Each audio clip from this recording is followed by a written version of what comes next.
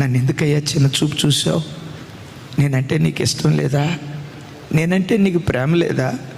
నా భక్తి నీకు నచ్చలేదా? అసలు నేనే నీకు నచ్చలేదా? ఎందుకయ్యా ఆపద వెంబడి ఆపద? ఎందుకు నా బ్రతుకులో ఈ శ్రమను అనుమతిస్తున్నావని మీలో ఎవరైనా ఏడుస్తూ ఈ ప్రార్థనకు వచ్చారా? ఏడుస్తూ ఈ వాక్యం వింటున్నారా?